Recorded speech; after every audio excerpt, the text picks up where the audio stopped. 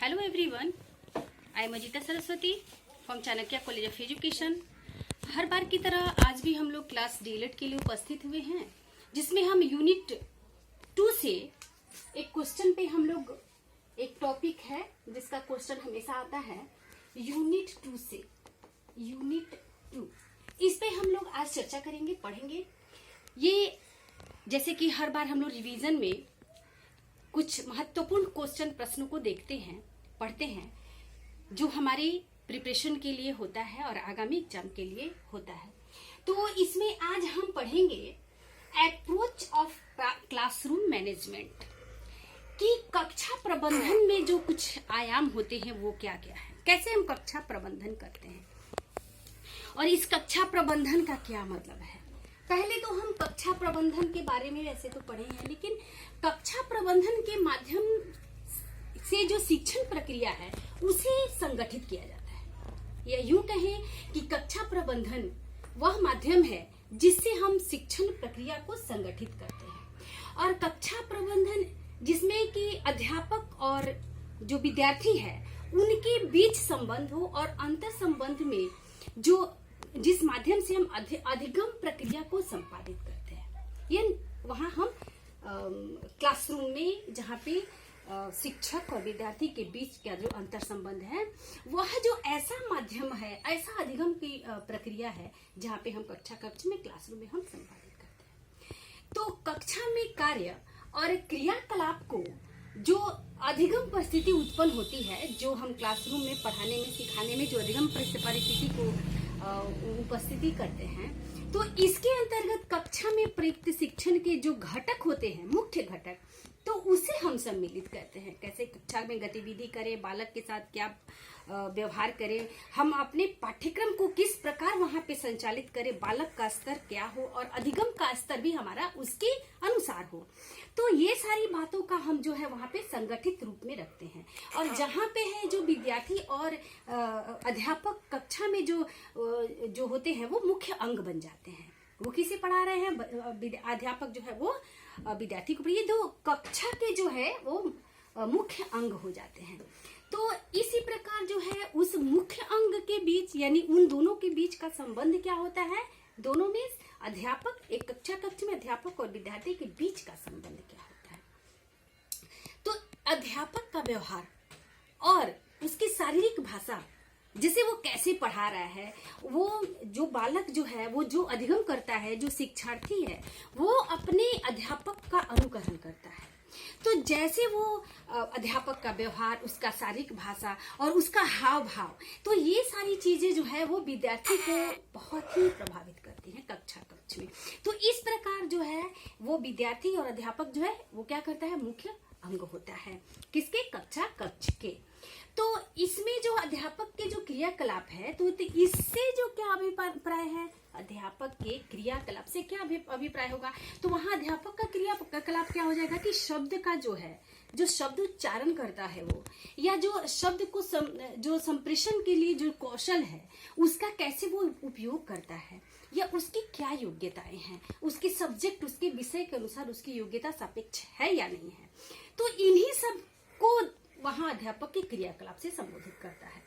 तो इसका जो कक्ष प्रबंधन का मुख्य जो है लक्ष्य, वो विद्यार्थी को अधिगम वृद्धि कराना, कि वो विद्यार्थी को किस प्रकार कक्ष प्रबंधन में अधिगम, उसके सीखने में, उसके अधिगम में वृद्धि करे और कक्षा में सीखने की जो है अधिगम की समुचित परिस्थितियों को उत्पन्न करे। एक विषय के, एक टॉपिक को किस प्रकार वह अध्यापक अपने विद्यार्थी को अधिगम करा सके, सिखा सके। तो आइए इसी को हम, ये तो हुआ आपका कक्ष प्रबंधन, और इसमें हम कक्ष प्रबंधन के आयाम देखेंगे कि इसमें मुख्य आयाम कौन कौन से होंगे जिसके आधारित हम लोग ये कक्ष प्रबंधन को विकास करते हैं।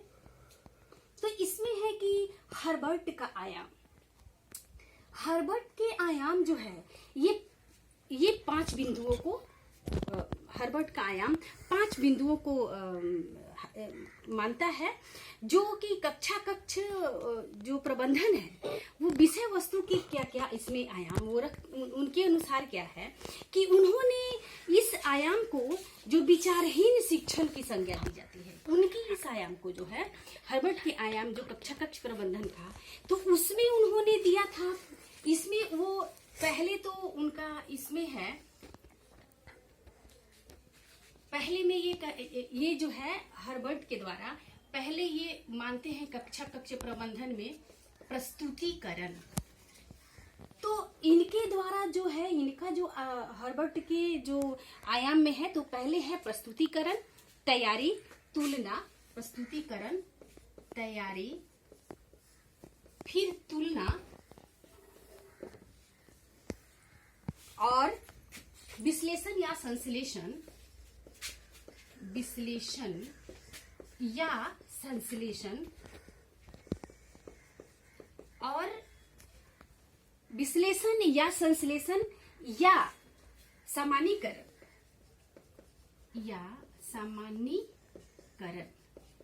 तो इनका ये जो पंचमुखी जो इन्होंने इसको इस अप्रोच को 5 प्रकार से इन्होंने प्रस्तुत किया, लेकिन इन्होंने उसमें जो इनके जो आयाम जो थे हर्बर्ट के, तो इन्होंने इसमें कक्षा कक्ष प्रबंध में जो है समस्त क्रियाकलापों का जो उन्होंने क्या किया कहा कि एक ही अध्यापक नियंत्रण करता है, और वहां पे जो है वह जो जिस स्रोत से जैसे प्रस्तुतिकरण है, तैयारी, तुलना या विशेषण, संश्लेषण, सामान्यीकरण, तो ये सारी जो क्या करता है वो उस आयाम में रटंत विद्या, पाठ को पढ़ाकर आपको रट जाना है।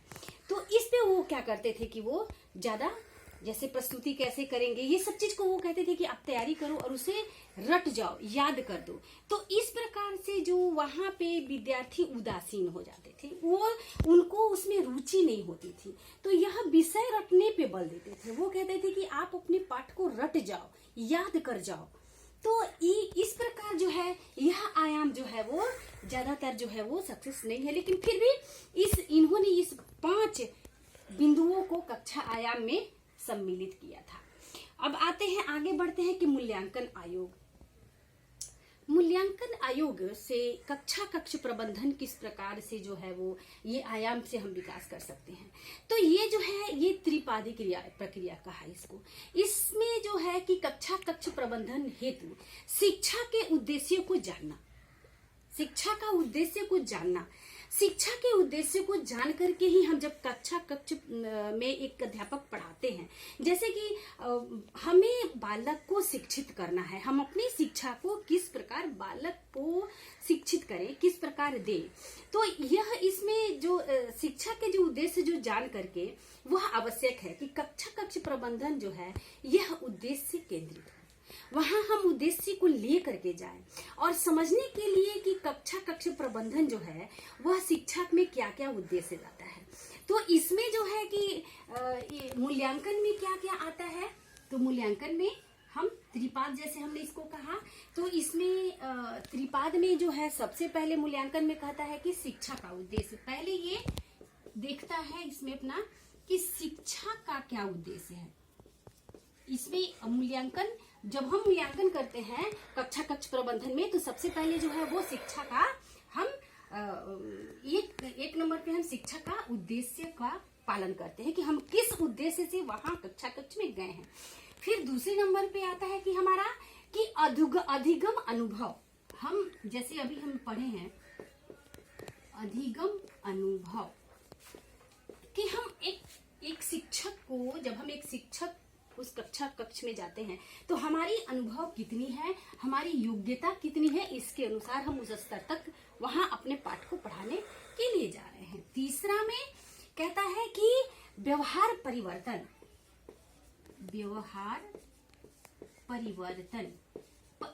परिवर्तन से यहाँ है कि बालक जो है जो अधिगम करता जो है वहाँ जरूरी नहीं है कि सारे बालक ही ऐसे हैं जो बातों को समझ रहे हैं, लेकिन क्या हम उस शिक्षक कक्षा कक्ष प्रबंधन में हम अपने अनुभव को किस प्रकार कि हम अपने उद्देश्यों को लेकर के जा रहे हैं। तो हम अपने व्यवहार, हम यदि गुस्से वाले हैं, यदि हम बात को बहुत ज्यादा जल्दी उस बात को पढ़ने वाले हैं, बोलने वाले, तो हम अपने उस व्यवहार में कमी करें, उस व्यवहार को सुधारें और बच्चे समझ सके, बालक समझ सके, उस अनुसार हम क्लास में तैयारी करके जाए। तो ये जो है मूल्यांकन अप्रोच जो कहता है, पहले हम ये जान लें कि शिक्षा का हमारा जो हम पढ़ाने जा रहे हैं किस स्तर और किस उद्देश्य से जा रहे हैं। अधिगम का जो अनुभव हो, हमारा जो अनुभव हो हमारी योग्यता के अनुसार हो, उस स्तर के अनुसार हो, और हमारा व्यवहार परिवर्तन जो है वो हम वहाँ बालक के समान, हम किस बालक से बात कर रहे हैं, अपना व्यवहार, हमारा अधिगम जो है किस स्तर के लिए है, ये जरूर हम ध्यान दें। तो ये मूल्यांकन में त्रिपाद को यहाँ पे अप्रोच मानता है। अगले की बात करते हैं हम, शिक्षण अधिगम का अनुभव, मैनेजिंग ऑफ टीचिंग लर्निंग। इसको कैसे हम मैनेज करेंगे? तो जैसे शिक्षण अधिगम से यहाँ पे जो है कक्ष प्रबंधन में जो है अध्यापक यहाँ पे व्यवस्थापक की भूमिका निभाता है। यहाँ प्रबंधन है, आप अधिगम का प्रबंधन, यहाँ हमें लर्निंग के लिए क्या करना है, मैनेजिंग करना है। तो जब हम सिखाने के लिए जो मैनेज करते हैं तो ऐसे ही स्वतः अध्यापक कैसा बन जाता है, एक व्यवस्थापक बन जाता है, कि एक प्रबंधन करता है और प्रबंधन करता को हम व्यवस्थापक। तो यहाँ शिक्षक जो है, शिक्षण देने वाला, वह क्या बन गया यहाँ पे, शिक्षक व्यवस्थापक बन गया, वो व्यवस्थापक की भूमिका निभा रहा है।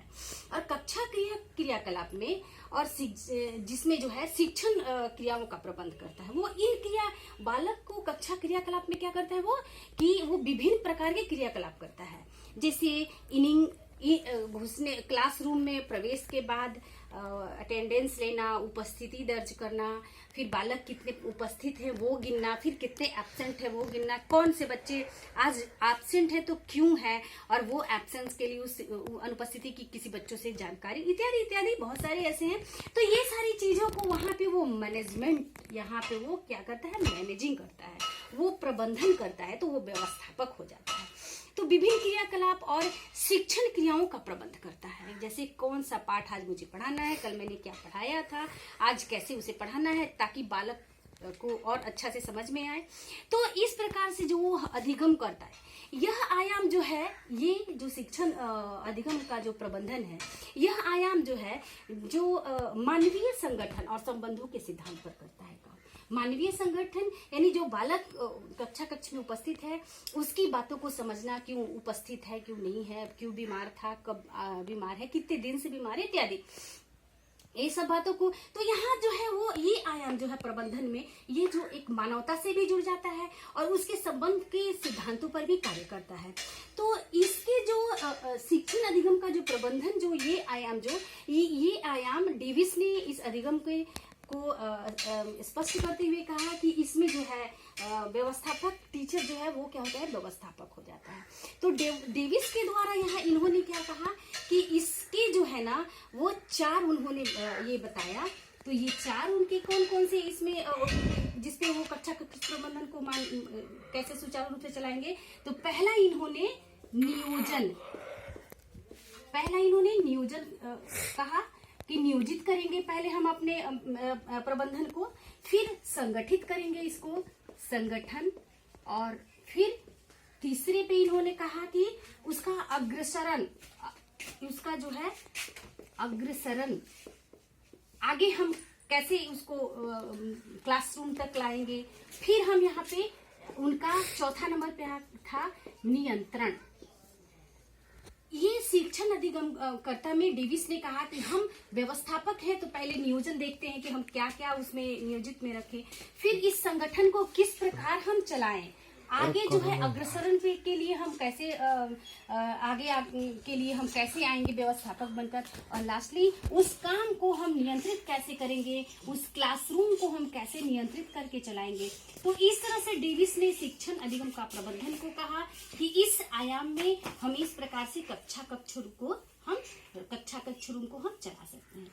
चौथा है शिक्षण संगठन, ऑर्गेनाइजिंग टीचिंग। हम कैसे शिक्षण संगठन को ऑर्गेनाइज करते हैं, किस प्रकार से उसको संगठित करते हैं, किस प्रकार के कक्ष को हम कैसे संचालित करते हैं एक शिक्षक के अनुसार।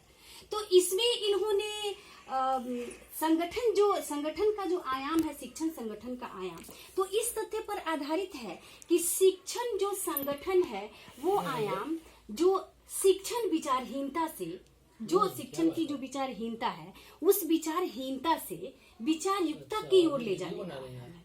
जैसे कि स्मृति से अनुक्रिया की ओर